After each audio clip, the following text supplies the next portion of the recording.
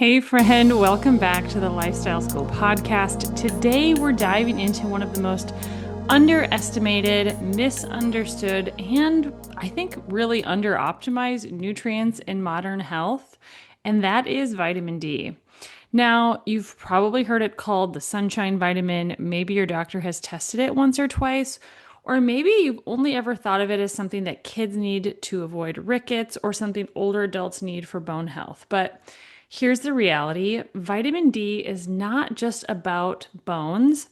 It's more like a hormone than a vitamin. It regulates over 200 genes in our bodies, and it's involved in nearly every system: your metabolism, your immune health, your brain, your muscles, your hormones, and your long term risk for chronic disease. And here's the kicker: most people in North America are not even close to optimized when it comes to their vitamin D levels. So today we're going to break it down in detail. We're going to cover why vitamin D is so important. We're going to include talking about learning about COVID outcomes and vitamin D status. I thought this was something that was very interesting that happened over the last couple of years with the COVID-19 pandemic. Number two, how your body actually makes and gets vitamin D from sunlight, food, and supplements, and how other minerals like magnesium and K2 play into the picture. Then we're going to talk about what the data shows about deficiency and insufficiency rates in the US and Canada. And then the biggest myths people still believe about vitamin D, some interesting ones in there. As I was preparing for this podcast, actually, some things that I had heard, but I wasn't sure if were true, I had never fact checked them, are included in these myths. And then how much sun exposure do you really need, and where the 37th parallel actually falls. And then finally, what functional medicine says about optimal ranges, how to test your levels, and the differences between conventional and functional targets when we're talking about vitamin D levels. So my goal is by the end of this episode, you're going to understand why vitamin D is one of the most powerful yet overlooked tools for health, and what steps you need to take to make sure you're not running low on this very, very important vitamin. So now, before we get into it, as always, a quick disclaimer: I am not a medical doctor, and this podcast is for educational purposes only and is not intended as medical advice. Always consult your doctor before making any major health changes.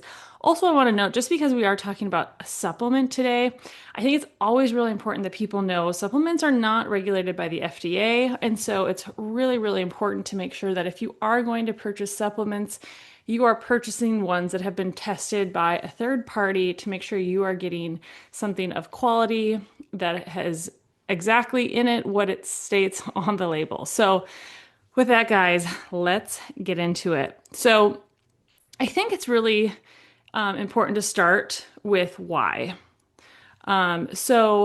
Yes, vitamin D plays a central role in bone health and calcium absorption. I think that's really what most people think of when they think of vitamin D.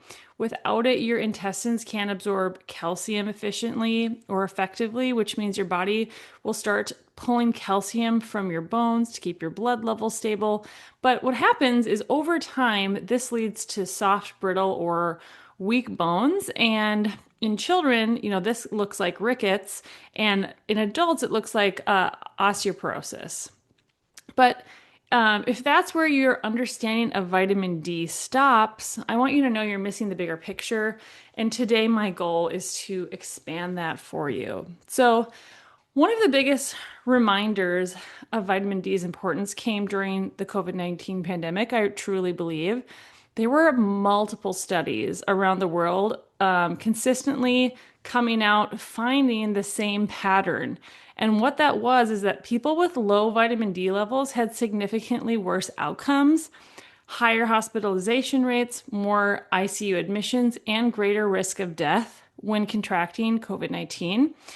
And people with higher vitamin D levels had better outcomes, fewer severe cases, stronger immune responses, and quicker recovery. And I'll be the first to say correlation does not equal causation, but I think it's really important to look at trends and see what's happening. And pay close attention. And so you might be wondering, well, why do they think that this happened? People with these higher levels of vitamin D had so much better outcomes. And it's because vitamin D actually helps regulate our immune system in both directions. And what I mean by that is it turns immune cells on so that they can fight pathogens effectively. But at the same time, which is really cool, it also keeps the immune system's response from becoming excessive. And if you remember the cytokine storm, that overwhelming immune system overreaction was one of the things that made COVID extremely deadly. Um, what vitamin D does is it helps dampen that so that that cytokine storm doesn't happen as often or as aggressively. So vitamin D, I just want to be really clear, is not just a bone health vitamin. It's an immune modulator, and the pandemic made that more and more obvious than ever. I had this thought like, what an amazing health initiative it could have been for our public health officials to say, let's send it vitamin D. We like people have known for years that the levels of vitamin D in the general population are very low. Like so many people are deficient. When I was working in the functional medicine clinic with my dad for 8 years, we routinely test vitamin D. And so I saw a lot of vitamin D tests come over my desk. And if someone wasn't supplementing vitamin D, granted, we were in Minnesota, the frozen tundra, they call us the frozen chosen up there. But if someone wasn't supplementing, I never saw adequate levels of vitamin D. And so what a cool health initiative it could have been if like our health, like our government took money. Vitamin D is so inexpensive, and sent it out to the masses and said, with instructions, take one of these a day, and give everyone like a 6 month supply. That could have been really cool and really powerful. But hindsight is 2020, and the more you know, right? So unfortunately, that never happened, but I want you to know because I do think there's still a lot of fear around COVID. And it's like, I get it. People lost loved ones. My husband works in the ICU. Like, just there's a lot of crazy things that have happened with it. And so I understand where that fear comes from. But this is such a small thing that you could do to help prepare your body to fight this infection. So, moving on, vitamin D is not only an immune modulator, it also improves your insulin sensitivity. And we talk about that a lot here at Lifestyle School, especially when we're talking weight loss. Low levels of vitamin D are consistently associated with insulin resistance, prediabetes, type 2 diabetes, and metabolic syndrome. So, for women, it's actually also linked for higher risks of PCOS and gestational diabetes. So PCOS, I'm actually doing a podcast episode on PCOS next week, so stay tuned for that. But in gestational diabetes being diabetes in pregnancy. And so if you're trying to stabilize your blood sugar, ignoring something as simple as vitamin D is like trying to patch a leaky roof, but leaving the biggest hole untouched. Again, it's super important. Vitamin D also helps regulate inflammatory pathways. We've talked inflammation on here. Chronic deficiency in vitamin D contributes to the constant low-grade inflammation that underlies so many of today's chronic illnesses. Things like heart disease, obesity, autoimmunity, even things like cancer. Some research even shows higher vitamin D levels correlate with lower risks of colorectal cancer, breast cancer, and prostate cancer. So again, it's a correlation, but vitamin D, I don't want to say there's, a magical vitamin. There's never a one size fits all, but I think if we're talking about dial movers when it comes to our health, if you're trying to think about how can I intelligently supplement my diet and lifestyle, vitamin D is something that you got to pay attention to, and it's really cost effective. The price for a bottle, like a 30-day supply of vitamin D, is going to cost you like $30 or less. And so very, very powerful vitamin to be thinking about. Moving on, your brain also has vitamin D receptors. Who would have thought, right? And areas that regulate our mood. And low vitamin D is associated with higher rates of depression, seasonal affect disorder, and cognitive decline. So, I grew up in Minnesota, and I have experienced those winter blues where you just kind of start to feel a little depressed in the winter. It's cold, you can't really go outside without feeling like your face is going to fall off or your hands. It's dark all the time, and I want you to know, like, that isn't just in your head. It's a real thing. And part of it could be your vitamin D levels. So, again, something to pay attention to. And, if you are someone who also likes to spend a lot of time in the gym, like I do, vitamin D is necessary for muscle fiber maintenance and neuromuscular coordination. So, low levels show up as weakness, slower recovery, and a higher fall risk. And athletes with low vitamin D often see slower healing from things like injuries and it lessens their peak performance. So when you zoom out, sorry, I'm hitting things in my office here. When you zoom out, vitamin D is at the foundation of immune balance, metabolic stability, inflammation control, mood, cognition, and strength, and really should be something that if you haven't been paying attention to it on your health and weight loss journey, you should probably start tuning into that. And, whether that's doing some testing at home to figure out your vitamin D levels or going to your doctor at your next physical and saying, hey, I'd like to look at my vitamin D levels. Typically, they'll do that and not give you any issue. It should be covered by insurance. But so obviously, hopefully, you get the picture. Vitamin D is important. It's great. It covers a lot of different areas of our health.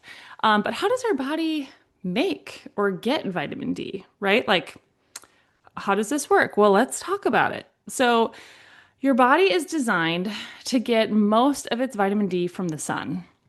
You probably knew that. When UVB, so not UVA, UVB rays hit your skin, they convert, I'm going to say this probably bad because I'm pregnant and I can't pronounce words when I'm pregnant, guys. Anyway, they convert 7-hydrocortisol, or no, sorry. I knew word was going to be a problem. Hydrocholesterol into pre-vitamin D3, which then becomes vitamin D3. From there, your liver and your kidneys activate it into the hormone-like form for body use. But here's what changes the equation: latitude, season, skin tone, age, body composition, sunscreen, and pollution. And we'll talk more about that when we talk about the 37th parallel. But that is ideally how we're going to get vitamin D is just from the sun. But there are, as hopefully you've caught on, some roadblocks in the way for us getting adequate amounts. And we'll get to that in a second. But I want to switch gears and talk a little bit about food sources. Because here at Lifestyle School, we are a food first program. I firmly believe if you can't like out supplement a bad diet, you got to be eating real whole foods. You got to be like getting the nutrients you need from the foods that you're eating, which sometimes can be quite difficult. So, when it comes to vitamin D though, food provides some vitamin D, but in full transparency, it is quite limited. And so here is the breakdown. Your best sources for vitamin D in food is going to be fatty fish like salmon, mackerel, and sardines. These are probably the best natural sources. Again, you're going to want wild caught. You're not going to want farmed fish. Cod liver oil packs, or cod, not packs, cod liver oil, will, do some for you, but it isn't common in most diets. I don't know about you. I don't know that I've actually ever had cod liver oil. It does not sound appetizing, even when I'm not pregnant. Egg yolks and beef liver provides smaller amounts of vitamin D. I have been loving eggs this pregnancy. Mushrooms can help, surprisingly, but only if they're exposed to UV light. So most grocery store mushrooms are actually grown indoors, and they're going to have negligible amounts. And then, I'm sure you've seen it. Lucky Charms, a great source of vitamin D and vitamin A. Fortified foods like milk and cereals will provide some vitamin D. I say that with a big asterisk, but usually far less than what's needed. And also, you got to think, what's the quality I'm getting in this, $3 box of cereal that's full of sugar? So I would not bank on fortified foods to help me get my adequate levels of vitamin D. And you're probably not surprised at all to hear me say that. So, in short, food can contribute a little bit. And, I think it's good. Like, let's incorporate eggs into our diet, beef liver where we can, in reasonable amounts, doing some fatty fish that's wild caught as we can. But you're likely not going to reach optimal levels from diet alone unless you're eating fish like almost every single day. And personally, I don't love fish that much. I've gotten better at eating it as I've become an adult, but it's just not my jam. I'd much rather have beef. Beef is my jam. Give me a steak. I will eat it every night of the week. So anyway, I digress.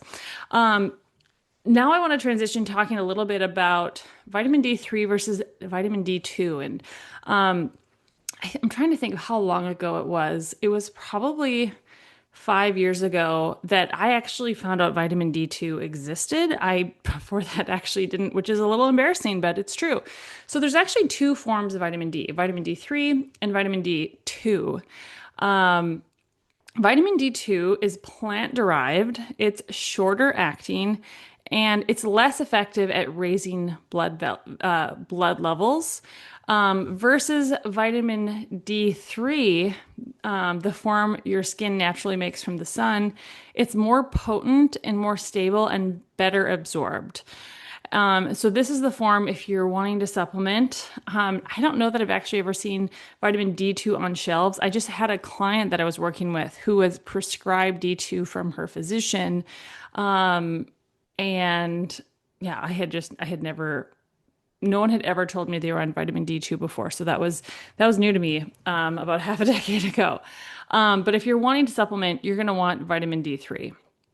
But then a note about that, and this is something that I feel like has gotten more attention in just in the last couple of years, but vitamin D increases calcium absorption, which we kind of talked about, and that is really good. It's really important, unless that calcium ends up in the wrong place, right? And I'm sure if you use your imagination, you can imagine places where you don't want calcification. Think arteries, joints, soft tissue, right? So without enough vitamin K2, calcium can deposit in your arteries, joints, and your soft tissue. And what K2 actually does is it directs it into your bones, into your teeth, essentially where it belongs versus these other places. So if you're taking vitamin D consistently, pairing it with K2, really is essential for long-term safety and for just, optimal bone health. And, a while ago, I did a podcast on magnesium. I think it was within like the first 10 episodes. I wish I had a note of which one that was on here. I could let you know. But if you want to know more about magnesium, scroll back in the podcast and you'll see it. But vitamin D doesn't work in isolation. So it does have some interesting interactions with other minerals in our body, magnesium being one of them. So magnesium is a cofactor in the enzymes that activate vitamin D. So without enough magnesium, you can't actually fully use the vitamin D that you're taking. So, making sure that you have adequate levels of magnesium, maybe you need to supplement that as well. But both of these are relatively inexpensive supplements that have a lot of really amazing effects, especially when you're trying to get your metabolic health in order, and they work together as a team. Zinc is another one that supports the function, of vitamin D receptors, and then calcium and phosphorus are the endpoints. Vitamin D ensures that they're absorbed and used effectively. So I definitely wouldn't recommend taking a calcium or a phosphorus supplement unless you are also supplementing vitamin D, so that they can be used effectively, right? Because no one wants expensive urine. We don't want to just be peeing out these like expensive vitamins and wasting our money essentially. So think of vitamin D as the conductor of a symphony. It directs the orchestra, but if the other players like magnesium and K2, aren't there, the music really starts to fall apart and sound really discombobulated. So I want to transition here though and talk some numbers because I think this is really interesting. And I think it just kind of goes to show how bad vitamin D deficiency is here in the US. So to kind of define what we're looking at, deficient is considered below 20, below 20. Insufficient is 20 to 29. And that's if you're looking at like the back end. I'm just going to tell you the letters so that you know exactly what I'm talking about. It's going to say NG/M capital L. Okay. And then, so deficient is below 20. Insufficient is 20 to 29.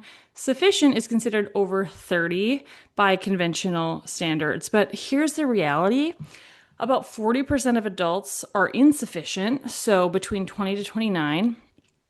20 to 25% are outright deficient, so below 20.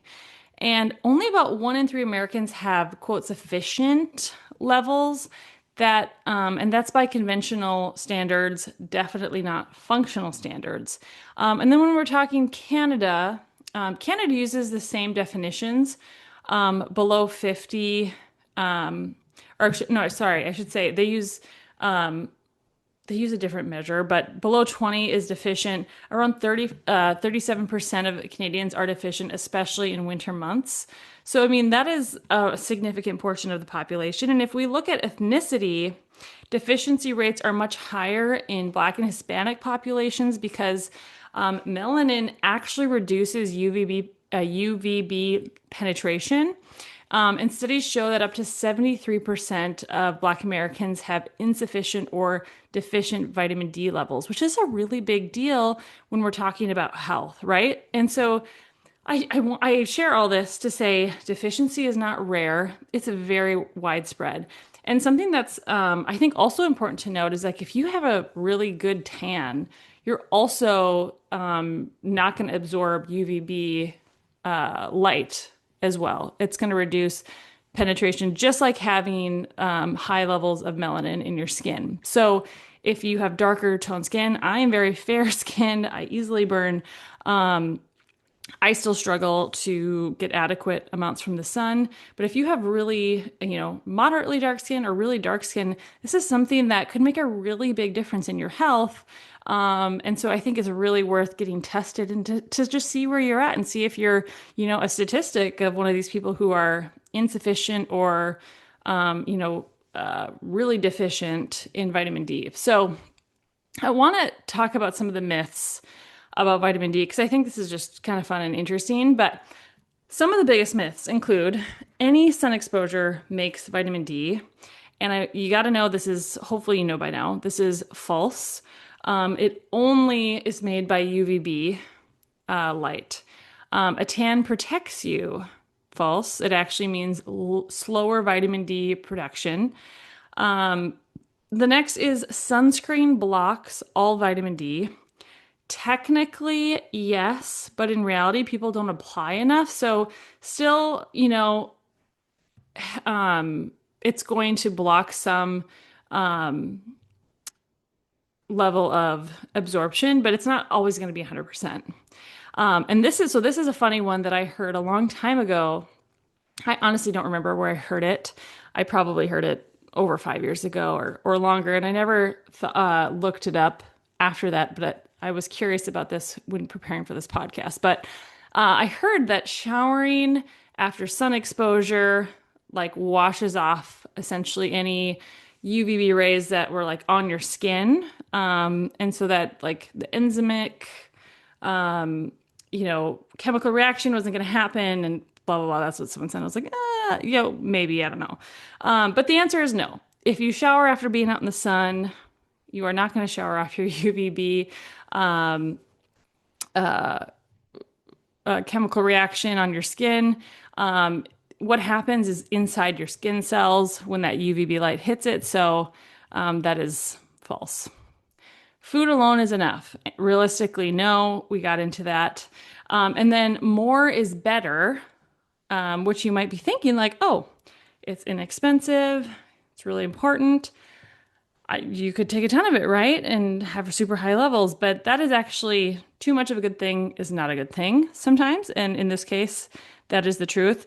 Too much vitamin D can cause calcium buildup and harm your kidneys and your arteries. We'll get into like lab ranges here in a second, but it is a fat soluble vitamin, so you can have too much of it. Similarly with like vitamin A and vitamin E. So here's the general baseline when talking about how much sun exposure do you actually need to try to get adequate levels of vitamin D? Because I think this is a very it's just a relevant question, right? Because if we can get it without spending money on a supplement, that would be so great. So generally speaking, obviously there's a lot of factors that play into this.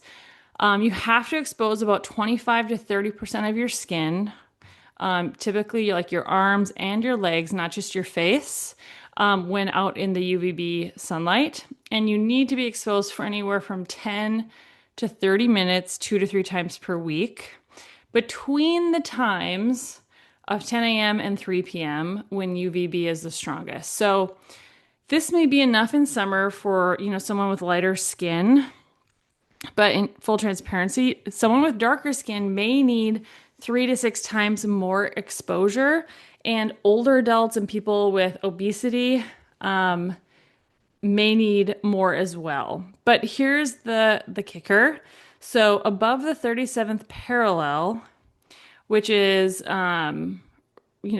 roughly from like San Francisco, California across to Richmond, Virginia. So if you live north of there, the UVB rays are too weak in fall and winter to make vitamin D at all. So no matter how long you're outside, if you're living north of there, so like places like Chicago, New York, Boston, Toronto, you cannot make vitamin D in winter, period. So you are going to need to supplement if you don't want to have those, what are they called? I'm blanking on it. The blues in the winter. You guys, this is doing a podcast while pregnant. Can't think of words. Moving on. But talking about lab ranges and testing, because I think this is really important. Because conventional medicine says that if you're fine if your number's above 30, and functional medicine sees things differently when we look at lab ranges. So the biggest thing, what I explain to my clients when we talk about lab ranges is, medicine is looking for disease, and that's what these lab ranges are really there for. They're not looking for optimal health. They're looking like, are they so deficient they're going to have like rickets or osteoporosis? Functional medicine is looking for optimal health, and those ranges are going to reflect that. So they're going to be different, right? So what research has shown for optimized immune, mood, metabolic, and chronic disease benefit is that if your reference range is somewhere between 50 to 80 ng/ml, or yeah, so if you're looking at it, and that's the functional sweet spot. And the only way to know where you stand on that is have it a blood test. Okay. And the best is 25 hydroxy vitamin D blood test. And, if you don't have a primary care physician that you can ask to do this for you, if you don't want to go into a lab or like a big blood draw in your arm, if you don't like needles, I also, on my online supplement store, offer an at-home finger prick test kit. It's easy, it's quick, it gives you an accurate measure of your vitamin D levels without the hassle. You send it in and they'll send you your results. And once you know your number, really what it comes down to is you can supplement strategically instead of guessing. So if you have an interest in that, send me an email, send me a DM on Instagram or a message on Facebook, and I can get you connected with that. But yeah, you have to have a blood test to know really where you're at. So here's the takeaway. Vitamin D is essential, not just for your bones, but for your immune system, for your metabolism, your mood, your brain, and your long-term health. And really, that's what we're all about here at Lifestyle School. Like, we are not just wanting to lose weight for the summer, for the trip, the big event. We want to be healthy from now into the end of our life, right? We want to age well. We want to feel good. We want to have energy. We want to be able to move and do the things we love and spend time with the people we care about. And the reality is that most people in North America are not getting enough vitamin D, especially in winter. Food can help, but honestly, it's not really going to cover it. Sunlight works, but only in certain conditions. And supplements like D3 with K2, supported by minerals like magnesium, are frankly often necessary. And it's important not to guess, but to test. That kind of rhymes. Know your number, aim for that functional range of 50 to 80, and then build a plan that helps you thrive, not just survive, right? And so with that, guys, I just want to say thank you so much for tuning into the Lifestyle School podcast. If this episode resonated with you, would you do me a huge favor and honor and share it with someone you know, maybe someone who's struggling with fatigue, with mood swings, maybe chronic health issues, maybe they just want to lose weight, or maybe they notice you've been making some changes and they ask you what's up and you're like, hey, listen to this podcast, because that is the best way for me to get the word out about what I'm trying to do here at Lifestyle School. And yeah, it would mean so much to me if you'd share it with a friend. So if you're ready to test your levels at home, again, send me a message. I'd be happy to send you in the direction to do an at-home test kit for your vitamin D. And then lastly, Lifestyle School for Weight Loss, my 8 weeks personalized coaching program that goes with that course. I do have one spot open for coaching. If you are interested in working together, or if you know someone who might, send them my way. The spot will fill up quickly. So I wanted to put it out there and let you know that that is available. And so with that, guys, I hope you have such a great rest of your week, great weekend, and we'll see you next time on the Lifestyle School podcast.